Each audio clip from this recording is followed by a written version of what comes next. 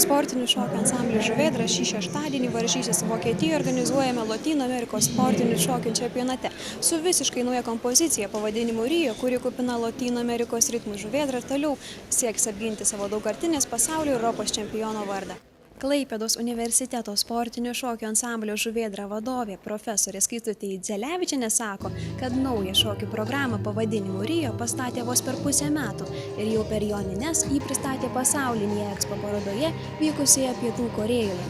Muziką naujai kompozicijai pasiūlė Menų fakulteto sportinių šokių katedros dėstytoja Jūra Laivytė, kurią įkvėpė animacinis filmas. Muzikos aranžuoti Žuvėdros kolektyvui kainavo 25 000 litų.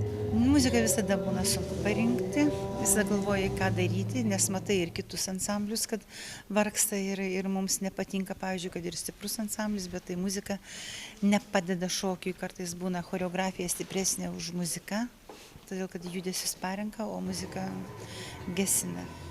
O šita irgi taip netyčia jau visai niekas nepadeda, taip atrodo jauni žmonės, šokėjai nori šokti, visą kitą, galbūt galėtų ką nors irgi dar, nes jie daugiau klausosi, vaikšto ištisai ir miega su ausinėmis, tai vat irgi ne. Tai viena mūsų katedros dėstytoja, kur irgi buvusi šokėja, sako, vadovė, sako, pasiklausykit, sako, šitą muziką yra Lotynų Amerikos muzika, šito animacinio filmo, grinai vat šokiai. Daviau aranžuotojui paklausyti, jis dar nuėjo filmą pažiūrėti ir sutiko tą muziką aranžuoti. Ilgą laiką Žuvėdroje šokantis Dimitrij Popov tvirtina, kad naujoji Rio kompozicija dėl pulsuojančių Lotynų Amerikos ritmų yra tinkamesnė pasaulio čempionatui nei ankstesnės Uragano ar Jameso Bondo šokių programos. Šita kompozicija yra žymiai skiriasi nuo tų kompozicijų, kurias mes turėjom.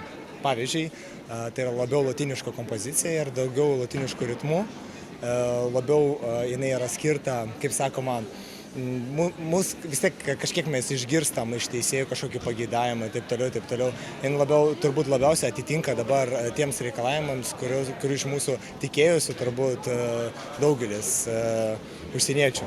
Kalbinti Žuvėdros šokėjai vieningai tvirtino, kad čempionate tikisi tik pergalės. Nors iki čempionato dar kelios dienos, tačiau šokėjai jau labai jaudinasi ir jaučiasi pavargę.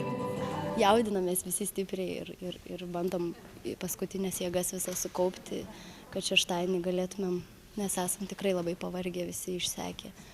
Tai, sakau, kaupiamės iki šeštadienio, kažkaip reikia dar jėgų iš kažkur atrasti.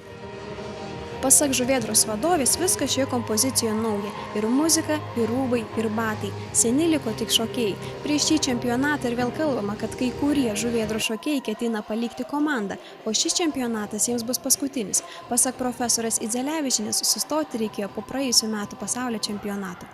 Taip, reikėjo sustoti, nesiryžau, tai būtų buvę labai gerai.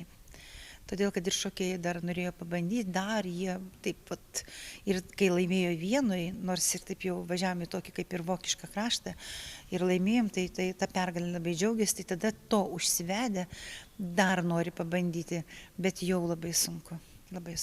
Nes todėl, kad derinti reikia viską, juk jie nemaži vaikai. Jiems reikia save išlaikyti, reikia dirbti ir paskui 8:30 vakare atėjus, kada jūs jau visi ilsitės, mums reikia pradėti dirbti. Tai yra, todėl ir yra sunku. 8 kartus Europos ir 7 kartus pasaulio čempionė Žuvėdra Vokietijoje Brėmene dėl pasaulio čempionų titulų kausis su nuolatiniais savo varžovais Rusijos ir Vokietijos komandomis.